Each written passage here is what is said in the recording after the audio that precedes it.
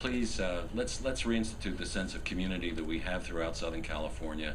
Make sure that we look out for each other, and I'm confident that with everyone sort of pulling in the same direction, that we can beat this thing and get ahead of it.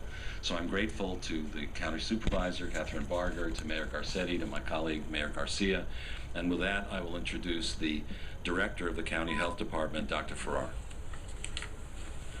And my apologies. Let's get you.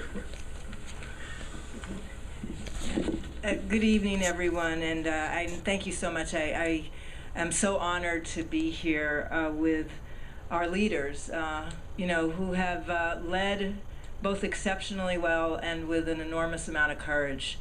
So I want to particularly thank Supervisor Catherine Barger and all the other supervisors for the board here in the County of LA. The outstanding leadership is a dream come true, to be honest, for public health leaders. It doesn't always line up, and when it does, it makes a huge difference in being able to do the work that's most effective when you have a pandemic. And I couldn't ask to work for a better group of people than the Board of Supervisors here in LA. I also want to thank Mayor Eric Garcetti from LA. We talk often. LA's a big city, and again has set forth a path that allows us to move together, but move with deliberate action. And again, that makes a huge difference. When you can all come together, and I want to really acknowledge and be grateful for the mayors from both Long Beach and from the city of Pasadena, and to your health directors and your health officers, because this is an effort here in the entire county to make sure that we're marching together, that we have a plan, and the plan is safer at home, so that we all do our part to make sure that we slow the number of new cases we have of COVID-19. And we must slow the number of new cases we have. We must.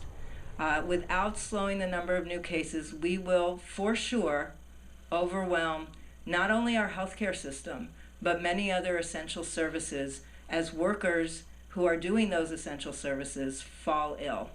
The predictions are not inaccurate to say that many people can become infected here in LA County. There's not a single person, except for those who already have the disease of COVID-19, that have any immunity to this virus.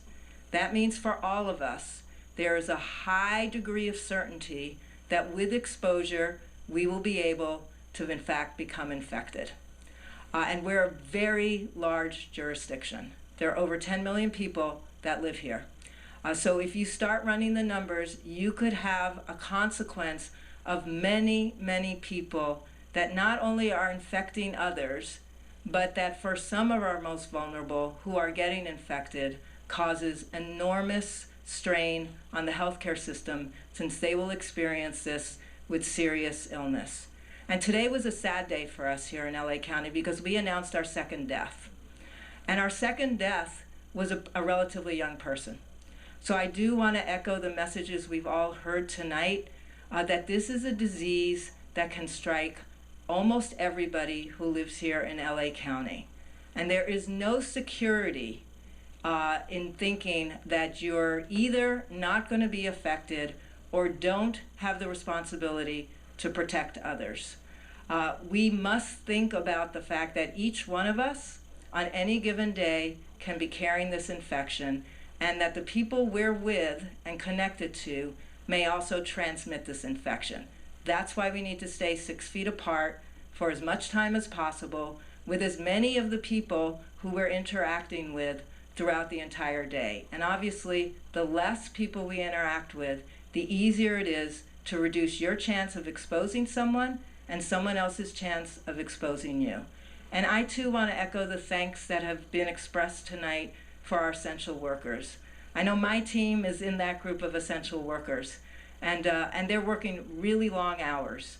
And so are our public safety folks, our folks who are healthcare workers, but also the people who keep our transportation system running so that essential workers can get to work, the people who make sure we have electricity in our buildings, and the people who make sure we have the supplies we need to in fact deliver the services that make it possible for all of us to live our lives.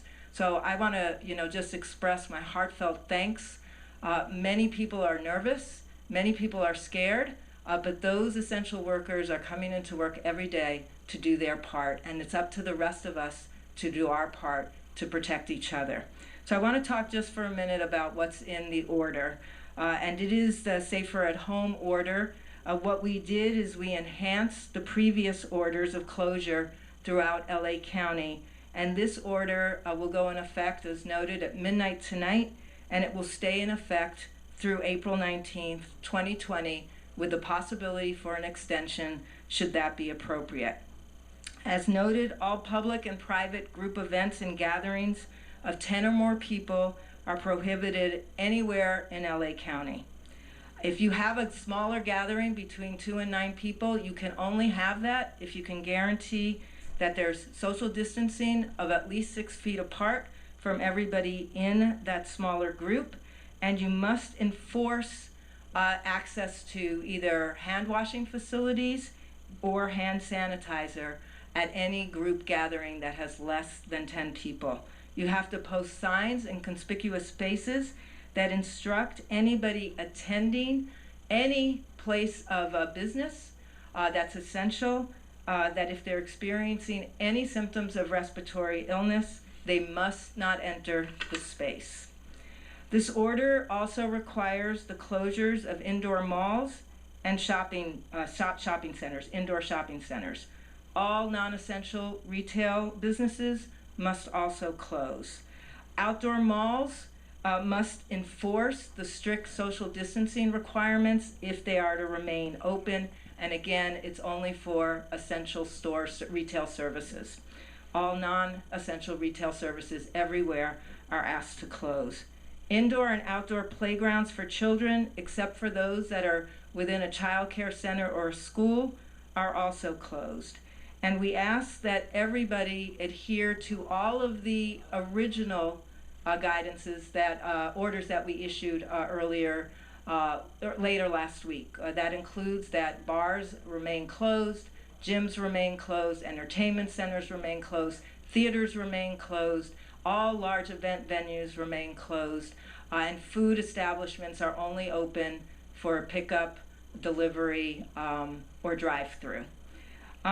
What's not included, and you've heard in the health officer order, are again the essential services that make it possible for all of us to live every day. So grocery stores are not included, supermarkets are not included, food banks are not included, outdoor farmer markets are not included, schools and child care centers are not included.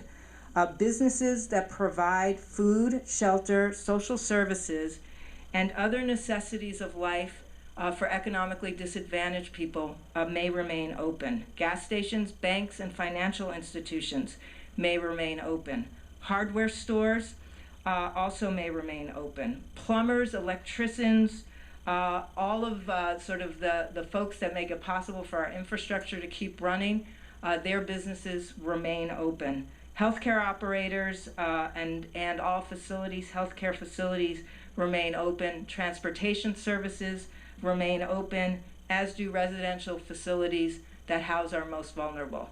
However, for everybody that I just listed and asked and noted that you remain open, you must institute social distancing requirements in your places of business and your places of service. It isn't open as business as usual. It's open by taking an abundance of caution and remembering that everything we do, we have to look at through the lens of keeping our distance of 6 feet apart from each other as much as possible. Healthcare workers and those that are providing direct services are afforded the opportunity to use personal protective equipment that allows them to do their jobs really well, which require often close contact. But for the rest of us, we need to practice our social distancing as we note that we may be essential workers. And I want to close by thanking everyone. I've witnessed an enormous amount of cooperation, collaboration, kindness, compassion, and going with grace. Knowing that this is so difficult for so many, I really want to extend my deepest appreciation to all of you out there who have been doing your best to do your best part in preventing the transmission of more COVID-19 than we need to see. And I know it's been hard, and I know it's extraordinarily difficult, and I know for some people it's actually had devastating impacts. But I do want to let you know we're here to be of service. And at this point, being of service means trying to make sure that as few people as possible become infected, and that we maintain a healthcare system that could treat everyone when they need care. So thank you so much for having me tonight.